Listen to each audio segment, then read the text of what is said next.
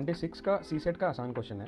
The top of table is rectangular. भी कोई भी टेबल रहती है, जैसे मान लो ये टेबल है, इसका टॉप क्या है, रेक्टेंगुलर है, ठीक है, ऊपर वाला जो हिस्सा है उसकी डायमेंशन दे रखा है लेंथ इंटू ब्रेड्थ। जो है लेंथ है आपकी, सपोज को ये जो है ये वाली 10 है और ये है आपकी 6 है, ठीक है, टॉप का हिस्सा दे रखा है। Two rectangular portion of the table are painted in blue colour.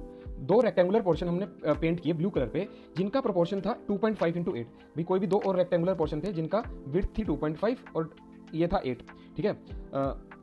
And each of them has exactly two sides common with the two edges of the table. ये जो हमने जो दो पेंटेड बनाए हैं जो ब्लू कलर के रेक्टेंगल, वो यहाँ पर लोकेटेड है भाई इसके बगल में, मगर क्या है इसने बोला कि वो दोनों edges two sides common with the two edges of the top of the table.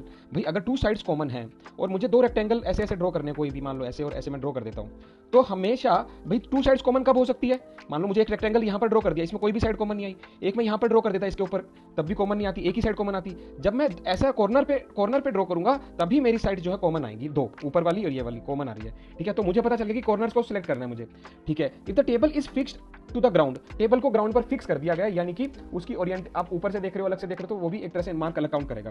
And the remaining portion of the table is painted in white. भाई जो हमने यहाँ पर बनाए थे, ये वाले पोर्शन था, सपोज करो एक ये पोर्शन बनाया था, एक ये पोर्शन बनाएंगे, ठीक है, इसी में यहाँ पर और यहाँ पर बनाएंगे, ठीक है। तो इस तरह के पोर्शन जो बाकी का जो बचा रिमेनिंग पोर्शन है वो व्हाइट पेंटेड कर दिया है। अब आगे देखते हैं कि क्या पूछना चाह रहा है। How many different patterns are possible when observe from the above. देखो आपको हमेशा मान लो ये जो 8 यूनिट थी, इसको मैं यहीं पर एडजस्ट कर सकता हूँ 8, तो ये 2.5 है तो ये 8 हो गया।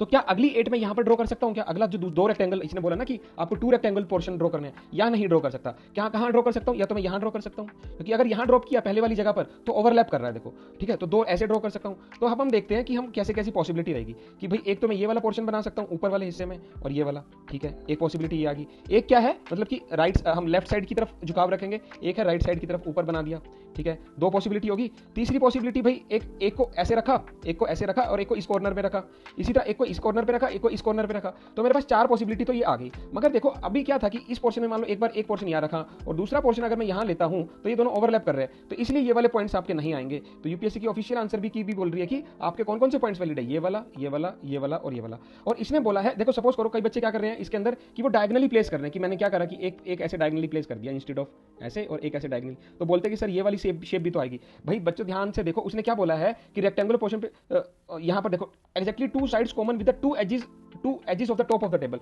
यहां पर एजेस से कॉमन थोड़ी ना हो रहा है, एजेस से ओवरलैप थोड़ी ना कर रहा है, तो ऐसे स्लेंट कर दिया, तो ऐसा उस केस में नहीं आएगा। तो आपका आंसर क्या आ जाएगा इस केस में? Answer will come out to be 4, कि 4 ही पैटर्न पॉसिबल है, जो कि मेरे फर्स्ट ये वाला, ये वाला, ये वाला और ये वाला रहेंगे। तो 4 will be the 4 will be the answer.